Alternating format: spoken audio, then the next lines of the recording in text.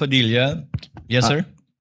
Magandang tanghali po sa ating tagapamahalang hukom Magandang hapon din po. at sa atin pong Ginoong Pangulo. Nais ko lamang po magbigay ng isang maiksing manifesto. The gentleman has 2 minutes. Maraming salamat po. A'udhu billahi minasyaitanir rajim. Bismillahirrahmanirrahim. Mga mahal kong kasama, nais ko lamang pong idulog sa inyo ang aking nararamdaman, ang isang damdaming masasabi ko pong nagtatanong sapagkat ang mga nangyayari po sa ating hukuman sa mga oras na ito, hindi ko po alam kung ito ba ay eksakto lang na nangyayari o ito po ba ay sinasadya. Katulad po ng pagkakakulong ng ating dalawang senator judge na si Senator Jinggoy Estrada at si Senator Rodante Marcoleta. At ang kagiyat pong pagdating ng aming mga masasabing galing sa ombudsman, sa akin, at kay Senator Alan Peter Cayetano. At kahapon, pagkatapos pong ng isang araw na mabanggit ang patungkol sa pagpunta ng ating mahal na NBI Director sa Bangkok, at ito po ay kinwestiyon ni Senator Alan Peter Cayetano, kahapon po ay biglang lumabas ang isang pahayag na iniimbestigahan daw po yung patungkol sa pangyayari noong Southeast Asian Games. Ito po ba ay eksakto lang o ito po ba ay merong dapat tayong pangambahan? Sapagkat, alam niyo po, ako din po ay dapat ay pupunta ng Iran. Sapagkat isinagawa po ang pagbibigay-pugay sa namatay na kanilang leader, spiritual leader. Pero hindi po ako tumuloy dahil may impeachment po tayo. Tanong ko lamang po sa ating mga kasama, dapat po ba tayong mangamba? Dapat po ba kaming manggamba? At tayo po ay parang eksakto naman lahat ito? Hindi ba po tayo ay malayang korte? Tayo po ay may karapatan na binibigay ng konstitusyon na magsagawa po ng pagdinig na ito. Yun lamang po. Maraming salamat po, Ginoong tagapamahalang hukom. The manifestation of Senator Judge Padilla is noted. What is the pleasure of Senator Judge Mr. Cayetano? Presiding Alan? Officer, Rule 6 of the impeachment proceedings is that the rules of the Senate is suppletory, and if there is anything that affects the honor, integrity, or the functions of us individually or as a Senate here as an impeachment court, someone can rise on a question of personal or collective privilege. I won't do that, but may I just respond to what Senator Padilla said, since my name was mentioned and since the investigation announced by the NBI yesterday seems to be pertaining to this person as chairman of the 2019 Organizing Committee of the Southeast Asian Games. May I, maybe in the form muna of manifestation, unless the presiding officer or Senate President thinks that I should elaborate on by asking for time on a personal collective privilege, but I don't want to start that Senator proceeding. Judge Cayetano may make his manifestation. For the record, sir. So, first and foremost, sa sinabi po ni Senator Padilla, I won't ask na ipa-play na yung video, but quite exhaustive yung sinabi ni NBI Director about the Southeast Asian Games. So, if the intention was to have a chilling effect, we already have that chilling effect. May 11, hinabol dito sa session hall na to ng mga ahente ng NBI si Senator Bato. May 13, nagkaroon ng enkwentro, putukan, pinipilit ng NBI na hindi sa loob ng Senado, but we have all the evidence that it was inside the Senate. Other incidents, I do not want to evoke a reaction or debate because I want to respect my fellow senators. Much of this has been vented in the media, is in court.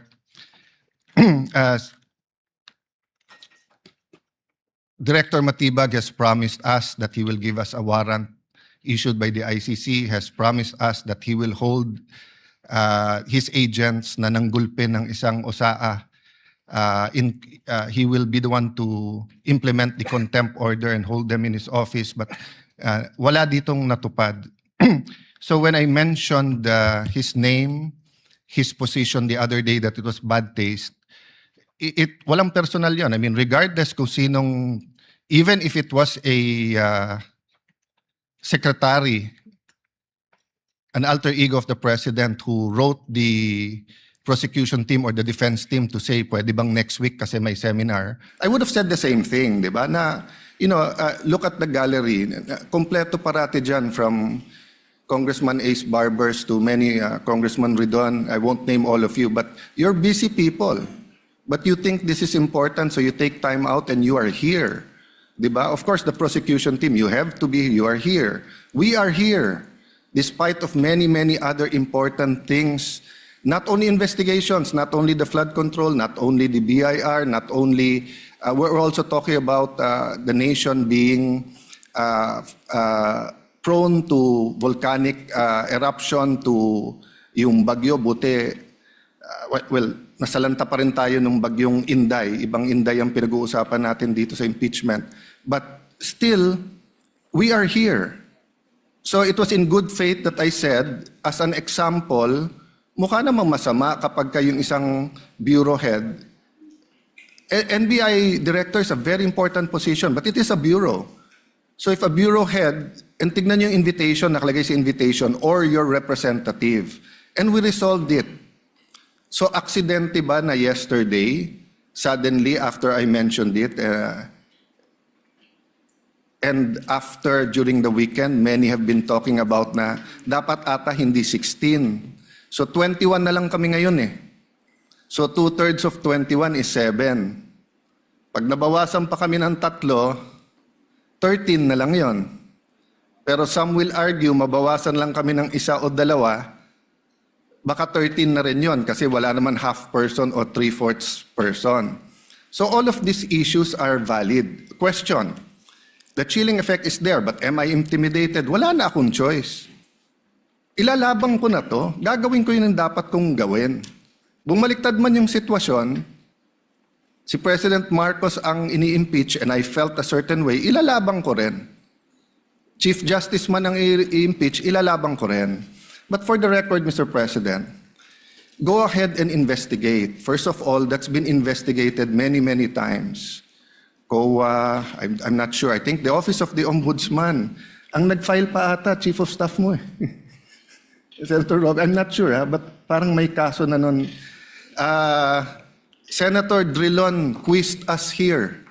I was Speaker of the House, but I chose to appear before the Senate to be able to answer all of those questions directly.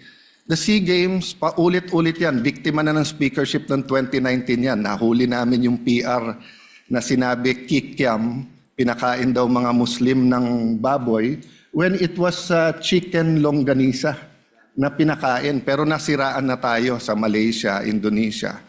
The SEA Games gave us so much honor. So far, it is still the biggest SEA Games in history. Many of our athletes launched their career, even going to gold medals in the Olympics. Our athletic and our yung aquatic natin center in Clark is one of the best in the world. Ang nagsabi nito yung Israeli coach ng isang foreign team doon. But go ahead if you want to investigate. But I just want to put on record, mukhang misfire. Bakit? Yung sinasabi niyang infrastructure na walang bidding, first of all, the procurement law has many modes of procurement. So don't make it appear sa public na just because walang bidding, may anomalya na to. Okay. Secondly, bakit ko sinabing misfire? Hindi po sa I'm referring to director ng NBI Matibag. I had nothing to do with the infrastructure. The chairman of the committee. In fact, I had to resign from the DFA because I was running for congressman during that time. So dun sa sinasabi ni Director Matibag na may congressional insertion to fund it, it's definitely not me because how could a non-member of the Senate or non-member of the House insert anything? Okay. Dun sa sinasabi niyang infrastructure, it was done by the BCDA. The chairman of the BCDA is one of the closest advisors of the president now. The president of the BCDA is one of the closest advisors and is a secretary now. And he said medyo kaduda tong kumpanya na nanalo walang bidding. If I'm not mistaken, it's the same company who's making the City Hall of Pasig. So, I mean, if they want to investigate, go ahead. But by mentioning the organizing committee of the SEA Games, ako po chairman nun. At paninindigan ko po na napakaganda nung nangyari doon. At kung may anomalya, ako unang magagalit. So, go ahead. But my point, Mr. Chairman, honorable members of the court, sa prosecution, to be fair sa prosecution at marami akong kaibigan, I've never felt any intimidation from any of you. I mean, you've continued to be either friends or for those who are former friends but friends. I mean, I don't know if nagkamali lang ako, but on the first day, I nodded ng konti kay Senator De Lima. Gumanon din siya, hindi ko alam kung acknowledge because we were friends once upon a time. And this is a court. We owe it to each other to be professional, di ba? So wag tayong pumayag na someone like Director Matibag would do that. My point, Mr. President, Mr. Presiding Officer, he could have not announced it and investigated. Imbestigahan mo, tingin mo may mali, imbestigahan mo. But it is unfair to me and unfair to the court that kung kailan siya patatawag siya sa Monday, intimidate mo ako, hindi kita tatanungin sa Monday dahil mag-a-announce ka na iimbestigahan mo. Tapos sasabihin mo may insertion, tapos sasabihin mo hindi liquidated po lahat yun. So, let me talk of unfairness. Hindi ba unfair? Kung ako, babalik rin ko, sasabihin ko, inimbestigahan ko na rin kahapon Ang sabi sa akin, mainit ang ulo ni Director Matibag kasi may contractor na daw yung binigay na lupa para sa NBI at gusto niya sarili niyang contractor. Or would that be fair to him? No. It would be a marites accusation. So that's the same thing he announced yesterday. A marites accusation towards me that affects this court because I am now a senator judge. So I hope this is the last time that I'm going to have to speak about this. But definitely we've been speaking about this, binabawasan talaga kami. Iniisa-isa, even yung mga vlogger na malapit sa administrasyon, sabi, 2 down, 3 down, may kasunod na. Di ba? So, Mr. President, I want this impeachment to be a test that the 1987 Constitution works and that despite political differences, the prosecution and defense, I saw them after the first or second day, nagkakamayang kayo, nagkakamustahan. After the first or second day nung mainit na baliktaktakan dyan sa pre-trial, nagbabatian, di ba? Even in court. So we can't help but be emotional. We can't help but get mad at what we think is disgusting or sometimes crossing the line. But is there any question that for this verdict, whether it's for conviction or acquittal, to be accepted by the Filipino people, we have to make sure that the integrity of the court is intact. I will admit to you, nahirapan po ako. Wala si Senator Marcoleta. Iilan lang po kaming abogado dito. Si Senator Pangilinan, Senator Cheese, si Aimee is a law graduate, di ba? Pia. Senator Pia, Bam is a second-year law student and I'm encouraging him na tapusin niya. Total review na yung nangyayari ngayon. But it's not easy. 24 lang kami, nabawasan na ng 3. So I hope this issue of the integrity of the court becomes an issue for all of us. No, I'll repeat what I said when I was Senate President. Director, hindi mo kami natibag. So wag mo try itibagin tong representation na to o itong impeachment court because what you're doing is not helping. You investigate whatever you want to investigate. You want to investigate, ba't ako nagpatubo ng balbas? Investigate mo, no problem with me. Pero wag mo nang i-announce kasi nga naaapektuhan yung integrity ng court. Thank you for the leeway, Presiding Officer. Thank you, Senator Judge Alan Cayetano.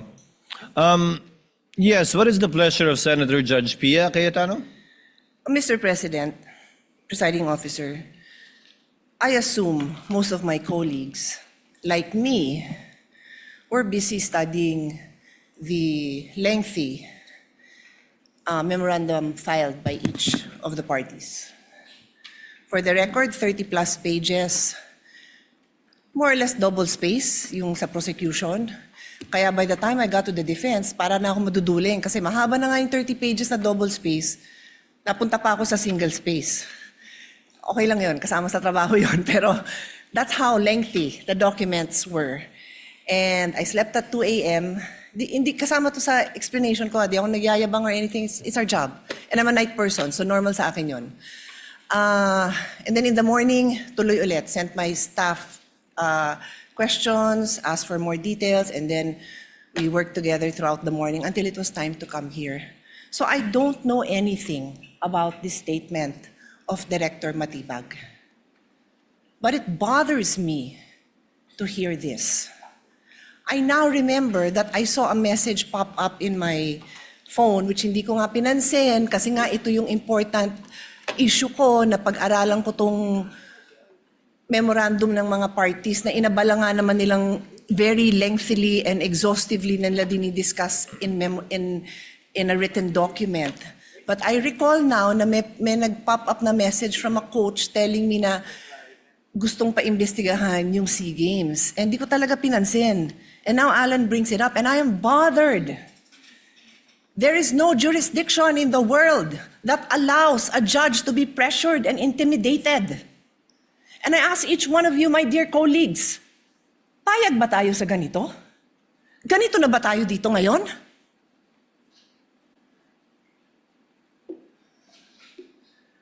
Don't we want a better country for our children? Why would you allow a director who's just called to be a witness next week brag that he's going to investigate? And again, I don't know. So I respectfully request that it be played.